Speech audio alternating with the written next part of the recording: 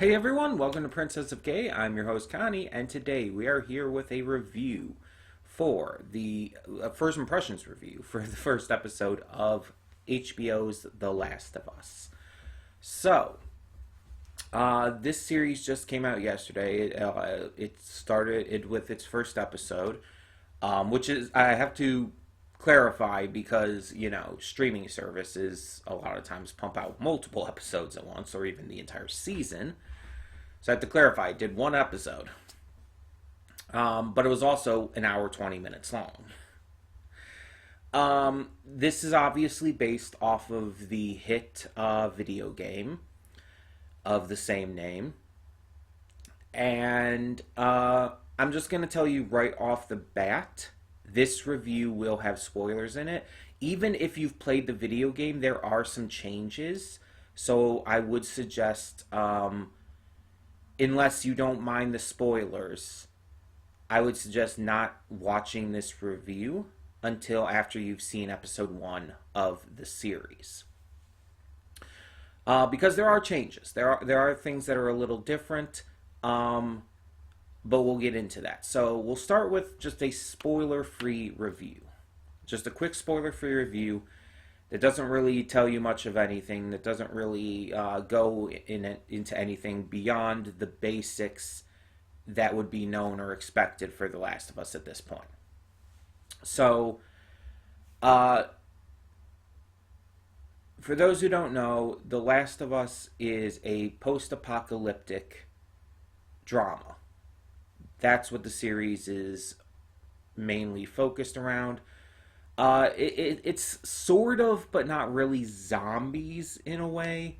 Again, this is all common knowledge at this point. And it centers around two characters, Joel and Ellie. In this adaptation, Joel is played by Pedro Pascal, who is known for stuff like The Mandalorian. But I also know him for his smaller role in the movie Kingsman, The Golden Circle. He was one of the statesmen, I believe. But he's been in various things. He's become quite a big name, and everyone understands he's a really damn good actor. So when he was cast to play Joel, there were some people who were just confused by the choice because there were so many other choices they thought would have been better. But a lot of people agreed that it's like, he can pull this off. He can, without question, pull off this kind of character. And then we have Ellie, who is played by Bella Ramsey. Bella Ramsey is known for her time in Game of Thrones, but for me, I just found out after watching the episode that Bella Ramsey is also the voice of the title character in Netflix's Hilda, which is an animated adaptation of I want to say, British comic. And I've only seen the first season of Hilda. I know there's 2 seasons and a movie currently. But it's actually pretty good. It's actually pretty good. It has a couple slow points, but overall. And I did not know that until literally after watching the episode. And I looked up because I wanted to see what else Bella Ramsey has been in. That kind of blew me away. But yeah, again, basic synopsis, basic review. Joel is basically 20 years into an apocalyptic kind of world, and he's become cold and jaded by everything that has happened to him and around him in those 20 years. He ends up having to take Ellie somewhere by request from a friend, and gets involved in a whole lot more than he bargained for. That is the most base, spoiler-free way I can put any of this. Other thoughts, though, all the actors do a phenomenal job. Every single actor in this feels like they embody the character as they were portrayed in the game. Bella Ramsey is perfect as Ellie. A lot of people were worried about her, worried if she could really capture that same attitude and feeling, but in my opinion at least, she very much does. Like, she feels like Ellie jumped right off of the video game screen and into this series. Pedro Pascal, again, we kind of knew he was going to be great as Joel. He's a great actor. It just, I never really doubted. Um, but even the other actors who play characters such as Tommy or Tess or these other ones that we know, Sarah, they all do a fantastic job. And Marlene is actually played by the same actress who mocapped and voiced her in the game. So you have even another level of authenticity there. Um, the visuals are striking. It's like they're basically, like with a lot of the character performance, feel like they're lifted right out of the game. Like there's very specific shots that you will recognize directly from the game. The soundtrack is also just pretty much identical. It's like, yeah, you'll recognize the songs, the tunes right away. Um, the visuals are pretty haunting, and the story is pretty by the numbers. It goes according to the story of the game with a couple small changes that, in my opinion, actually add to the story in a very important way. And it kind of makes me wish they were in the game proper because they feel so needed. You know what I mean? Um, but that's about all I can say without spoiling anything. So it's really damn good. I would give it an A plus effort based on this first episode. Um, there's really almost nothing I can complain about. The pacing may be a little quick at times, but the stuff that it kind of like skips through or cuts out a little bit, honestly, you can do without. It's not important. It kind of it actually doesn't really hurt it at all to cut it out. um, but yeah, so I would say that everything is really well handled, and I think it's probably one of the better video game adaptations ever, honestly, just based on this first episode alone. But now we are going to get into spoilers. We're going to talk about the new stuff as well. So again, if you've just played the game and haven't seen the series and don't want to be spoiled to what this new stuff is, I would suggest checking out the episode before continuing on with this review. We will begin with spoilers in 3, 2, 1, now. So the cold open was very good. Um, Before the opening starts, the intro sequence, we get a cold opening that is an interview with some epidemiologists, I believe the term is. I might be completely wrong on that. I apologize if I am. I believe that's the term they used. Is it? I think it's epidemiologist, or is it epidermologist? I don't know. I don't know. You can correct me in the comments on that. People who study diseases and shit.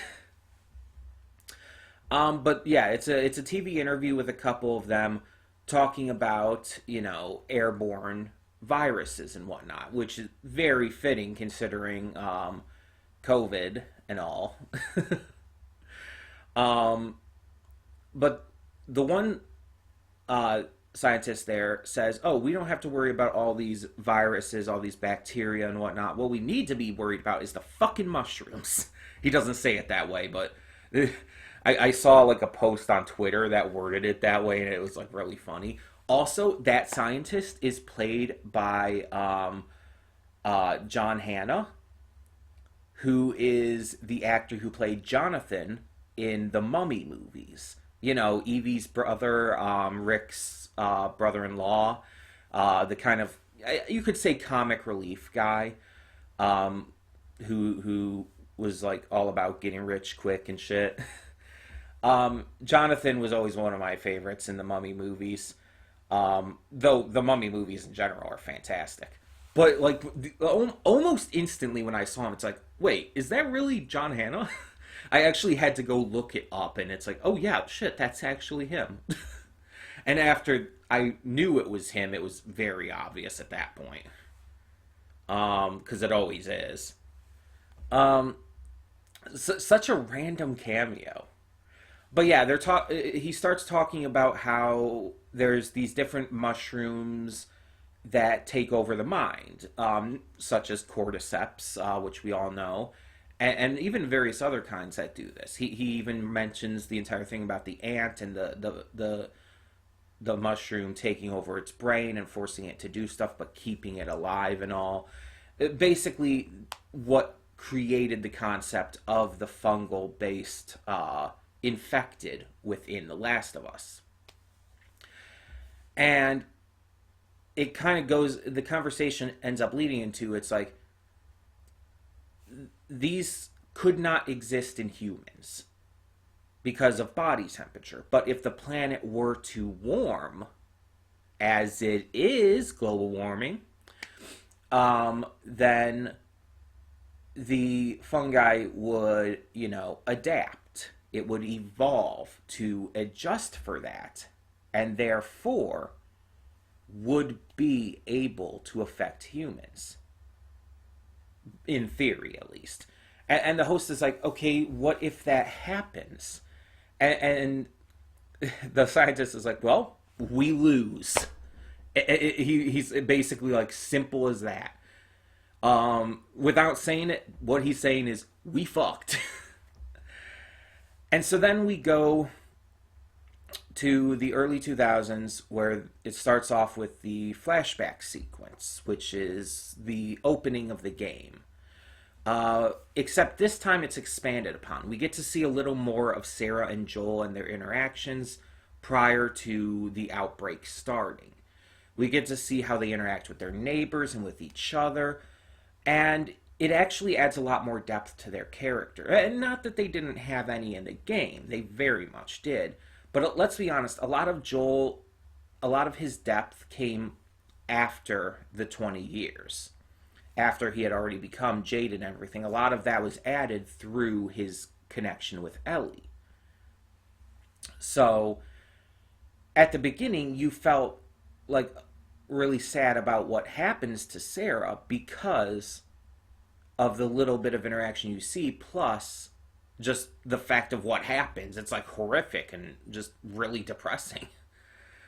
But here it actually makes it hurt worse because it makes you care about the characters a little more by showing more of them. You get a better feel for their character, for just the depth of who they are. But you still see all the same kind of beats as well. You see Sarah give her father the watch and use the line, "I sell hardcore drugs." Like, there are lines in this that are directly taken from the game, and it's great. Because the instant they start to like lead into that, I know instantly what they're gonna say because I have those lines practically memorized. um, so we hear the characters go through that, and then the infection starts. And the way everything goes about is a little different than in the game. The way Joel returns and him and Sarah reunite before, like, leaving in the truck with Tommy. It's slightly different. It's slightly handled in a different way because of the way they expanded upon things. They handle it a little differently. And honestly, I think it's fine. I think the way they handled it is fine. Again, I feel the changes in this series are actually for the better. They're expanding upon things and making things work just that much tighter than in the game. So, like in the game, though, they flee in the truck. Like, you see a couple shots, again, taken basically right from the game. The burning farmhouse. You see the road, the split in the road and everything. The people on the side of the road that Joel tells Tommy to just drive by. It's like very, very specific shots lifted right from the game. But they make it to the city, and of course the chaos is there. They end up crashing, getting out of the truck. Sarah's leg is broke, so they have to continue on foot, and it leads to, of course, the soldier shooting at Sarah and Joel and killing Sarah. And it's, again, I think even more heartbreaking and tragic than in the game because of the depth that they added to it. By throwing in some more context to these characters, it actually helps you connect with them more, which makes Sarah's death mean more. It makes it more impactful. And again, that's not to say anything bad about how it was done in the game. No, obviously not. It's a legendary scene in the game, in all of gaming at this point, honestly. But it's done better here. I'm sorry, it is, because of that added depth. Um, and honestly, if I wasn't just so used to seeing that scene from the game as many times as I have by this point, um, it would have made me cry a lot harder than I did when I first saw it in the game. But because I'd seen it so many times, it's like it's not as I'm used to it. Okay, I was ready for it. I was prepared for it. Um, but yeah, we end up cutting 20 years into the future, and we get to start to see Ellie and Joel and what leads into their meeting. And again, there's more depth added here. There's scenes that weren't in the game that just explain how they get to where they are. And again, it just adds so much. It adds so much. You see how Ellie was how she got into the hands of the Fireflies and Marlene. You see more of Joel and Tess doing their stuff before that meeting.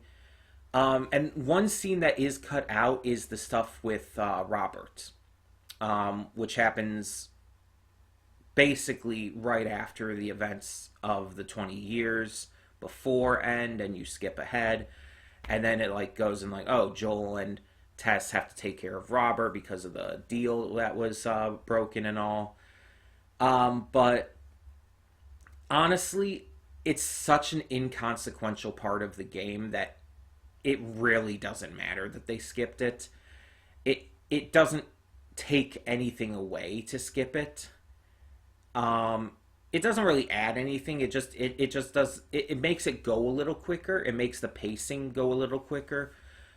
But skipping past that a lot doesn't really hurt anything because again, it was so inconsequential. It didn't really mean anything.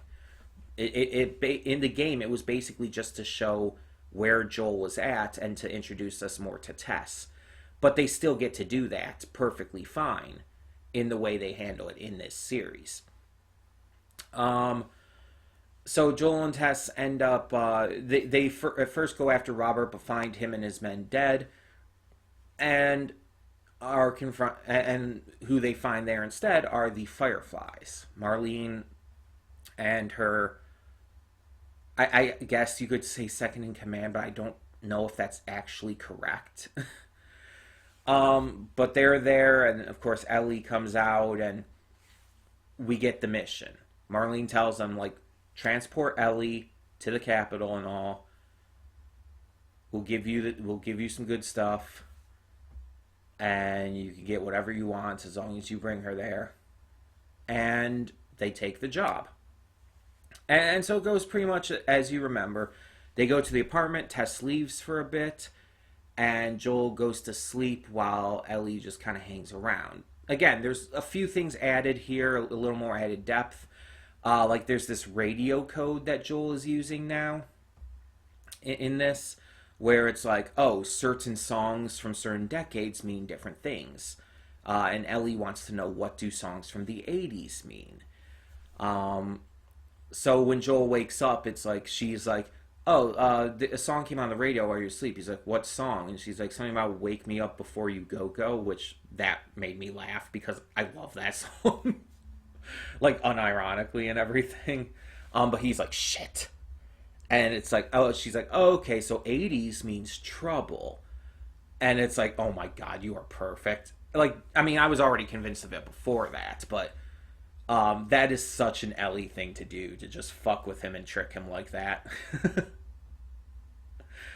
um, but yeah, so Tess comes back and they start to take Ellie out of the quarantine zone, as we see in the game. And this time, while they're heading out, they're confronted by a very specific guard. In the game, it's just some random guard that they end up accidentally stumbling upon. In this, it's a very specific guard that we had seen prior in the episode, which actually makes what comes next a lot more interesting. Um, he does the entire thing checking them with the device to see if they're infected. Ellie stabs him, stuff you see in the game and all. But then it's like Joel starts to basically try to make a deal with him and ends up having, like, seeing him standing there in his gear and everything, has a traumatic PTSD flashback to the night Sarah died and the cop or soldier who shot her, and he loses it. He tackles the guy to the ground and beats the shit out of him. Like, it's scary. And it's like, this is one of the best changes I could have hoped for. Showing Joel dealing with his PTSD over losing his daughter and the events of that day, showing that he has these traumatic flashbacks and can actually, like, lose it from them, that is good. That is something that should have been in the game and makes it so much better that it's here.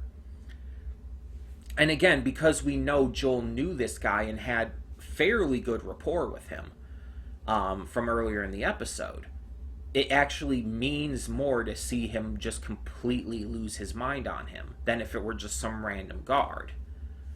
It makes a bigger difference. And of course, we see them find out about Ellie's bite and everything, and yeah, the episode pretty much ends there, as they have to continue on and survive. And yeah, it goes a lot quicker than you think, than you would expect. But at the same time, everything that's added expands upon it so much that the few things that are cut out or cut down a little bit aren't missed at all. In fact, it's kind of better for it. It's such an improvement that it's wild. It honestly, it might be heresy to say, but at least for the events we see here, and again, with the stuff added that actually improves upon the story, it's kind of better than it was in the game. And again, that's nothing against the game. The game is phenomenal. But in terms of the story, the stuff that's added expands upon and betters it. The stuff that's taken out doesn't do anything to hurt it at all, and in fact, it kind of makes it work a little smoother. And with the acting being so fucking good, and the actors, like, really just capturing these characters perfectly, nothing is missing from that either. It's like you could say, like, oh, I still prefer Troy Baker as Joel, but Pedro Pascal does such a phenomenal job. It's like you just see Joel, you just see the character. And the same with Ellie, and the same with Tommy. It's like these just feel like these characters completely. And with Marlene, again, it's pretty easy because it's the same actress, but still, with all the others, it's like these are new actors and all. And it's wild how good it is. It's wild. Like, I've seen good video game adaptations. There's a lot of people who complain about video game adaptations, and it's like a lot of them I feel like are just over exaggerating shit. Because it's like the original Mortal Kombat movie, it's like, yes, it was cheesy as all fuck, but let's be honest, so is Mortal Kombat. The original Mortal Kombat movie was actually really good. Was it a perfect one-to-one adaptation? No, but it doesn't need to be. That's another thing. People expect adaptations to be one-to-one, and it's like they shouldn't be one-to-one. It's actually better that they're not one-to-one. But it's like there were other adaptations that were just fine as well. Detective Pikachu, the Sonic movies, and obviously a lot of people like Arcane, even though I don't. But it shows that there's been a lot of video game adaptations. Like the entire idea of the video game adaptation curse just isn't a thing anymore. It's not a thing anymore. And honestly, it's debatable whether or not it really was a thing in the first place. Because again, people exaggerated the hell out of their views on some of these movies. But this is definitely one of the better adaptations. I would put this up there with the likes of Sonic 2, for example. The Sonic 2 movie was exceptionally good. The difference here is this is obviously a lot more true to the source material. It takes less liberties, but it still does take some. And again, they actually improve upon the source material. But this is all, of course, subjective. This is just my opinions. I would definitely and always ask you to form your own based on your own viewing experience. So let me know in the comments below. Have you seen the first episode of HBO's The Last of Us? And if so, what did you think? What do you think compared to the game? Let me know down in the comments below. And for now, I'm Connie, and I'm signing off. See y'all next time.